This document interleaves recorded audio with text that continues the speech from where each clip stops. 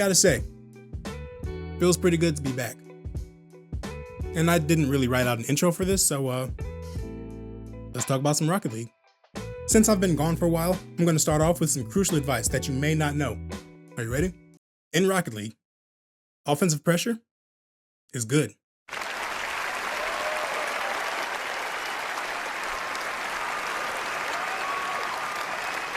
I know, groundbreaking stuff. You can thank me for it later. But as true as that statement is, in the first regional, it didn't help out Dignitas too much.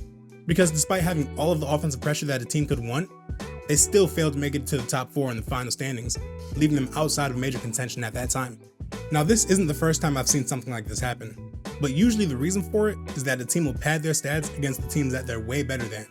So much so that they'll play against a team that's above their level, and then they'll have the statistical advantage. But they've already skewed the scale so much in their favor that they still look like one of the best teams in the region at the end of the event, even though they don't have the standings to match that claim. But with that said, this wasn't the case for Dignitas for two main reasons. And the first was that there wasn't really a team that they overpowered in the first event. They had 2 series wins, and they both went all the way to 5 games. And they did get a lot of pressure in those series, but it wasn't so much a matter of stat padding as it was their offensive tendencies coming out to the front.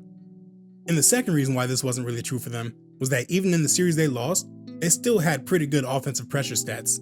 In their 2 series against 2 of Europe's other top teams in that event, Vitality and K-Corp, they were still able to create a good amount of offensive pressure, and at the very least, they weren't outclassed on the stat sheet.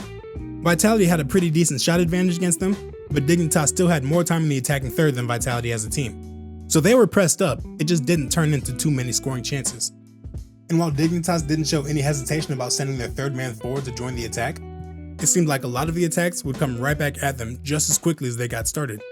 And even when they did get a good attack started, a lot of the time, it just wasn't precise enough or unexpected enough to catch a defense of this quality off guard enough to score a goal. Near the beginning of Game 4, Dignitas had a couple of threatening chances, but neither one panned out. First, we have Jack beat Exotic to the ball, with Stizzy in position to take the next touch, and he gets a fancy redirect that may or may not have been on target, but it doesn't matter either way because Monkey Moon was there to swat it away. Then after keeping the ball in the opposing half, Dignitas was faced with another chance to create something, when apparently Jack gets a free touch in the opponent half, and only Exotic is in a position to immediately defend the play. The bad news for Dignitas on this play was that Jack had to use all of his boost, and he had to come in from a weird angle to get a touch on the ball, so making a quality touch here would be difficult. The touch he gets is a soft floater towards the goal, so Stizzy goes for the bump on Exotic, meaning that it's now a race between Joris and Zen to the ball. It would have been a close race anyways, but what completely eliminated Joris' chance of beating Zen to the ball was his slight bit of hesitation before he got there, as he waited to see how the play developed. He hit the gas, then he hit the brakes, and then he hit the gas again, but by then it was too late and Vitality was safe again.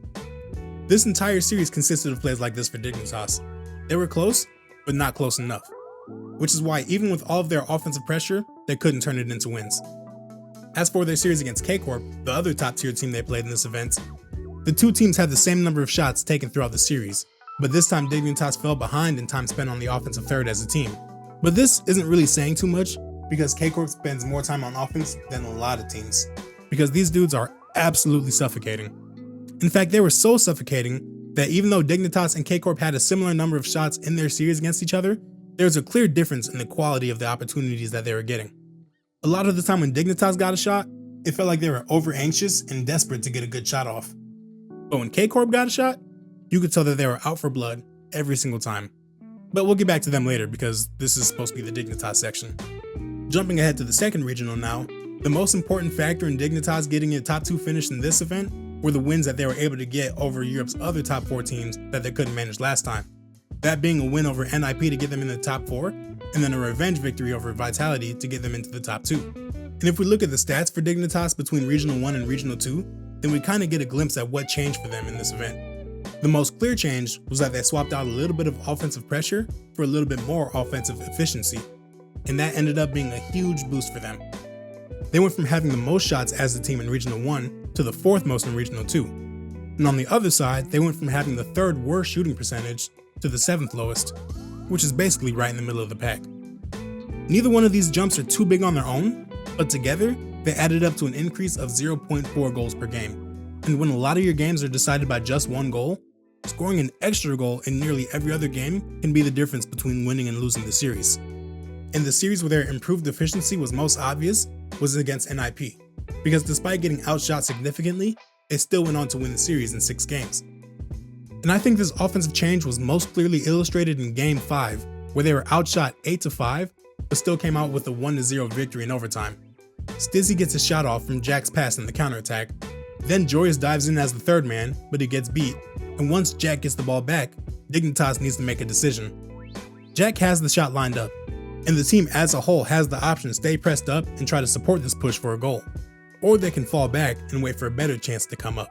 And looking at this play, it's clear that they chose the second option.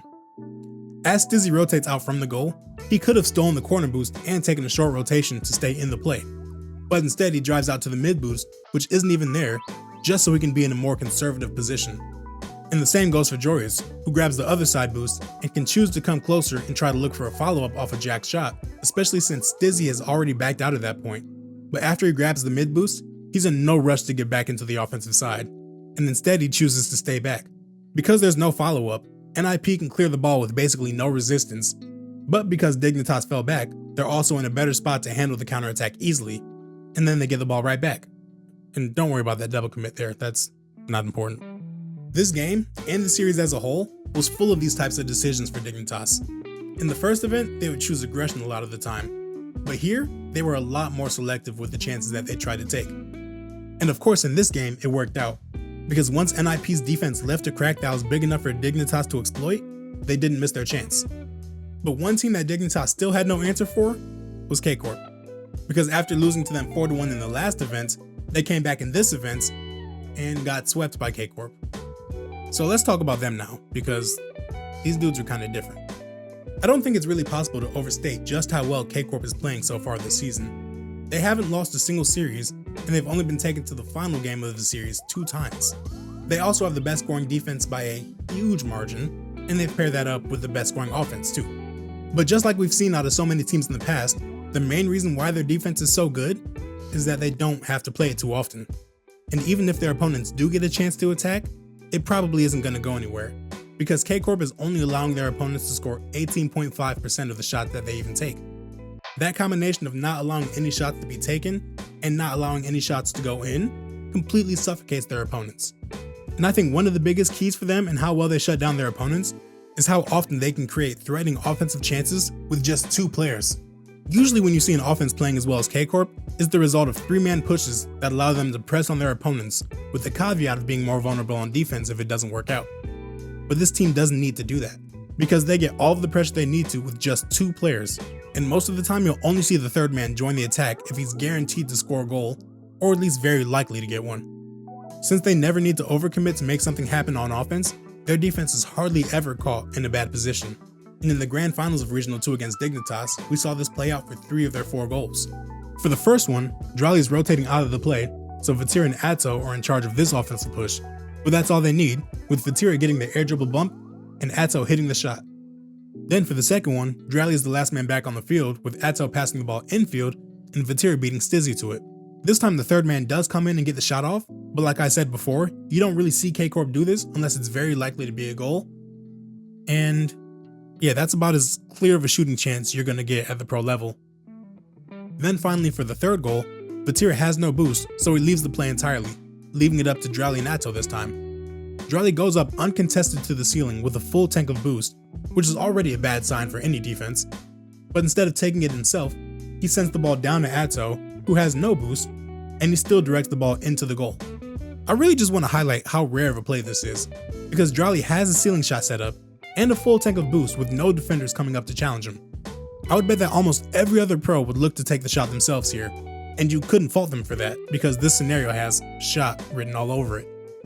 And yet he still has the presence of mind to hit his teammate, who has 0 boost, sitting in the teeth of the defense, with a perfect pass that he converts into a goal. And honestly, I think this play was intentional, but I'm not sure how intentional it was, if you feel what I'm saying. Because as Drali makes his final touch, Atto is still recovering from bumping Jack, and after the recovery, he's in the exact same spot as the ball. Like, it's clear that Drali meant to pass it, and it would have been a very good pass regardless, but Atto being exactly where he needed to be after the bump was also a little fortunate. But regardless of how it happened, this play still worked out because good things tend to happen when Jolly has the ball. So far this season, among all players in Europe, he's 7th in goals and 1st in assists.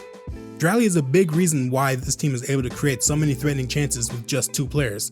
When he has the ball, he finds really creative ways to catch the defense off guard and give his teammates scoring chances that seemingly come out of nowhere.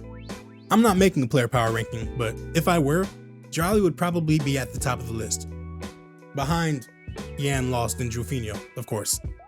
The only thing I have to say about this team now is that I really hope this doesn't end up being a repeat of last season, where K-Corp won all 3 regionals in the first split, then proceeded to lose the major and essentially crash out over the rest of the season. Now, of course, I'm not cheering for them to win the major because my allegiance lies elsewhere, but I do think it would be nice if they could avoid crashing out as spectacularly as they did last season, although I'm sure a lot of teams in Europe don't agree with that sentiment. I guess we'll see what happens.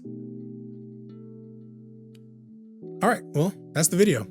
Unscripted outro time if you want to stick around for it.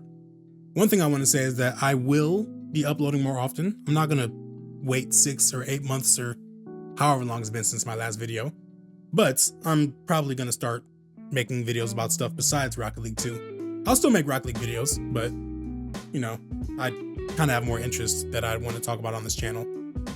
And, you know, I kind of want to branch out too. So, yeah. As far as what I'll be making videos about, it could be sports, could be music, could be anime, could be the socio-economical or geopolitical state of our world. You know, for fun. But, yeah. I guess I'll see you all next time.